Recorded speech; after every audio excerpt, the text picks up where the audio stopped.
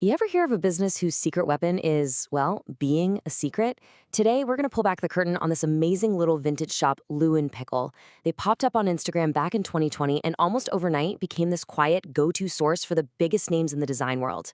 So the big question is, how on earth did they do it? Let's dig in. Okay, listen to the words here, under the radar. Keep under their sleeve. I mean, that's not how you talk about just any old shop, right? This tells you it's more like a guarded secret. And that really makes you wonder, why do all the insiders want to keep this place to themselves? And that right there, that's the central puzzle we're tackling today. Seriously, how does a tiny shop on Instagram, starting from scratch in 2020 with no big storefront, no massive marketing budget, how does it become this absolute must-have for professional designers and magazine editors? Well, it's time to break down their formula.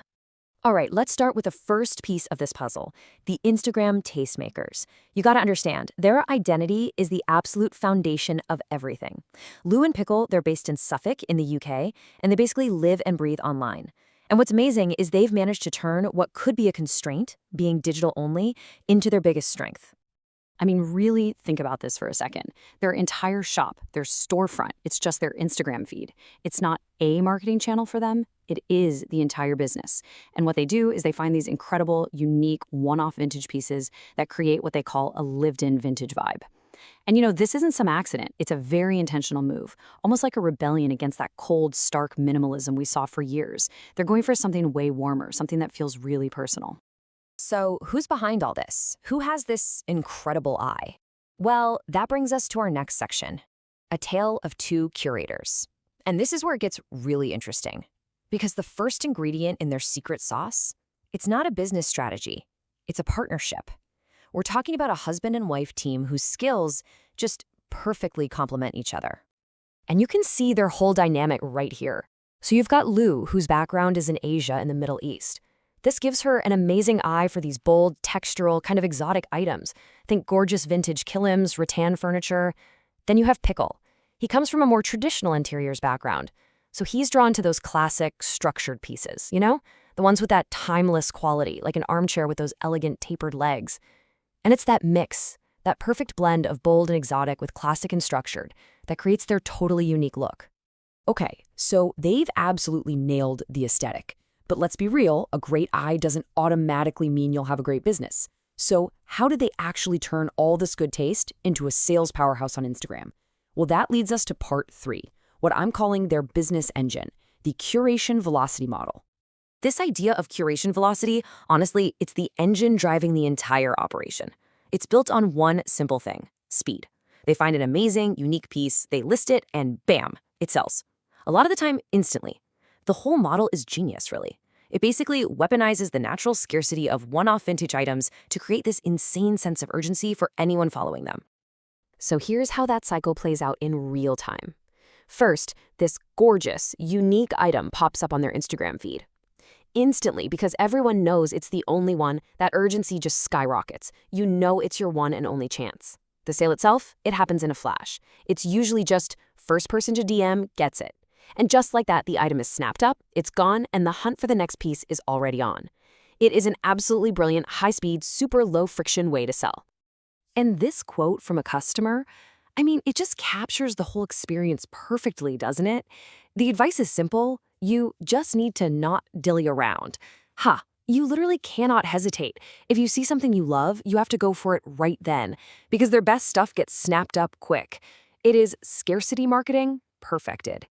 Okay, so we get the high-speed model, right? It's fast, it's urgent. But what are people actually, fighting over in the DMs? What's the stuff? That brings us to section 4, more than just furniture. Because trust me, the what they sell is just as important as the how. All right, let's take a look at their inventory. You can see right away their most popular items are these bold, lacquered chests. Total statement pieces. Then you've got the vintage kilims, which are just legendary for how fast they sell out. And what I love is that you can really see the founders' personalities here, right? You've got Lou's favorite, the rustic rattan, and then Pickle's favorite, those classic, timeless armchairs. This is so far from being a random collection. Every single category is deliberately picked to build that signature look. And really, this is the philosophy that ties it all together. It's so much more than just selling old furniture. Their whole thing is about mixing old and new to create homes that have balance, interest, and a timeless quality. See? They're not just selling you a chair, they're selling you a whole vision. Okay, so we've looked at the curators, we've broken down the business model, and we've seen the products. Now it's time to put it all together. For our final section, let's talk about the secret sauce. Let's lay out the complete recipe for how they became such a phenomenon.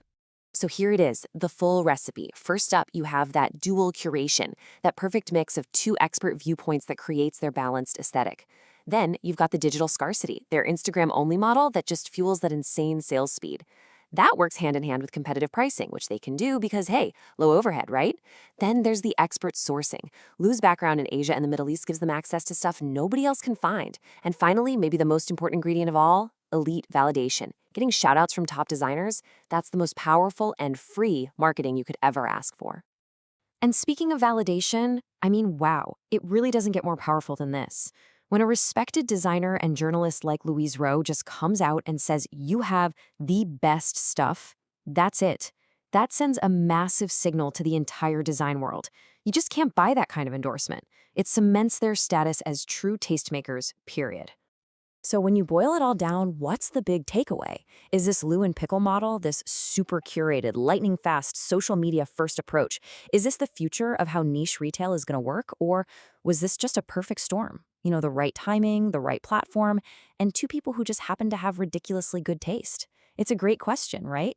What do you think?